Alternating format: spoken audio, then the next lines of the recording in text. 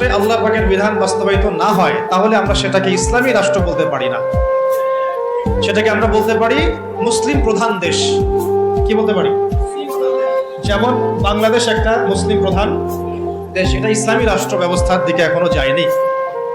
আবার কোন একটা রাষ্ট্র যেখানে মুসলিমরা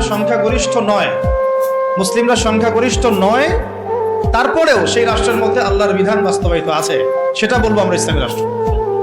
বুঝতে পারছি কথা? যেমন হচ্ছে মদিনা রাষ্ট্র। কোন রাষ্ট্র? নবী সাল্লাল্লাহু আলাইহি ওয়াসাল্লামের সেই মদিনা রাষ্ট্র। সেই মদিনা রাষ্ট্রে মুসলিমরা ছিলেন, আনসার সাহাবীরা ছিলেন, মুহাজির সাহাবীরা ছিলেন।